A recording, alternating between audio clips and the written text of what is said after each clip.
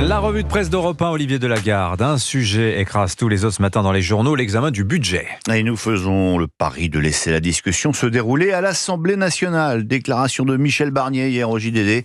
Moi, interview qui fleure bon quand même le vœu pieux, parce que ça va être une boucherie, prédit un membre de la majorité macroniste aux Parisiens aujourd'hui en France. Les extrêmes vont voter contre tout ce qu'on propose par principe, et tous les autres voudront enregistrer une victoire politique à un moment. Une boucherie donc, ce qui signifie que personne ne s'attend à des discussions posées, raisonnables, compte tenu d'une part de la situation catastrophique des comptes publics, et de l'autre du niveau déjà très élevé des impôts dans notre pays. D'autant que les discussions sur le volet recettes en commission a tourné à la grande foire d'Empoigne, écrit Renaud Honoré des Échos. Un carnaval fiscal voté dans tous les sens qui ferait immédiatement basculer l'économie française dans la récession. Une forme d'inconscience qui met en rage le cœur des éditorialistes ce matin. Ce qui est stupéfiant, écrit par exemple Dominique Seux, toujours dans les Échos, c'est la déconnexion entre ce huis clos animé par des élus dont on aimerait savoir s'ils ont récemment rencontré des acteurs économiques et le ras-le-bol palpable de ces derniers.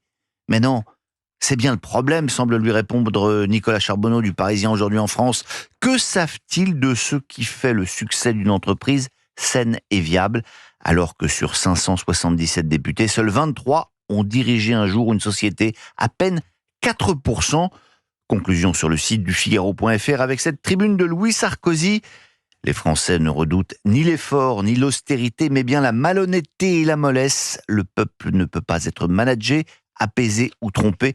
Il doit être dirigé. Ce qui manque, conclut-il, c'est un général. Alors pendant ce temps-là, que devient le général Macron justement ? Eh bien aujourd'hui, grosse journée, il rencontre le président panaméen José Raúl Mulino, sans doute d'importantes négociations en cours, mais il est surtout parvenu à découvrir qui était la taupe au Conseil des ministres. C'est ce que nous apprend François-Xavier Bournaud de l'Opinion. On se souvient que le président a été très agacé que ses propos sur l'État d'Israël, simple création de l'ONU, aient fuité dans la presse. Philippe Val nous en parlait à l'instant, ce qui lui avait valu une volée de bois vert de Benyamin Netanyahou. Eh bien, il a découvert qui avait trahi le secret des débats. Vous voulez le savoir ? Mais oui. Anne Genetet, la ministre de l'Éducation nationale. Pour le président, il n'y a aucun doute. Et le connaissant, il va lui réserver un examen serré, comme il sait faire, prévient un proche du chef de l'État. Elle a intérêt à bien maîtriser ses dossiers pour le prochain Conseil des ministres. On passe au général Poutine. Oui, avec cette interview de Yulia Navalnaya, la veuve de l'opposant russe Alexis Navalny. L'événement cette semaine, c'est la publication du journal de détention du plus célèbre opposant à Poutine. Son épouse répond aux questions de Laure Mandeville dans le Figaro. Et pour elle, la chute de l'actuel président russe n'est qu'une question de temps. Le changement viendra de l'intérieur, prédit-elle. Mais il est vrai, ajoute-t-elle, que l'Occident n'a pas voulu prêter attention au fait que depuis des années, Vladimir Poutine était en train de devenir un dictateur. Voilà, mais on va terminer avec un général beaucoup plus pacifique, général qui régna sur le 7e art et dont on commémore le 40e anniversaire de la disparition. Vous ne voyez pas de qui il s'agit ? Écoutez cette musique et cette voix. Nous voici arrivés au milieu de l'aventure. Avant de commencer un tournage, je désire surtout faire un film qui sera beau. Dès que les premiers ennuis surgissent, je dois réduire mon ambition et je me prends à espérer simplement qu'on arrivera à terminer le film.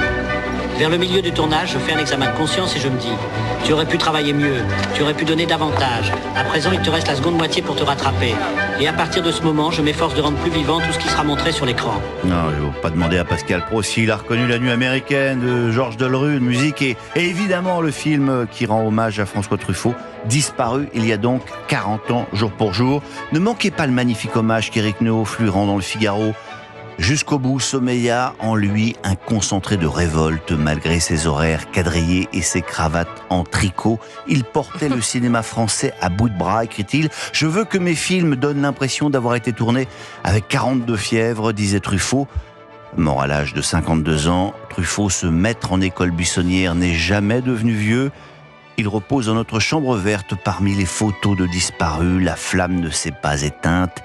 Il y aura toujours des cinéphiles. Ils continueront à courir sur une plage à marée basse, à croire que les femmes sont magiques et que le cinéma est la chose la plus importante du monde.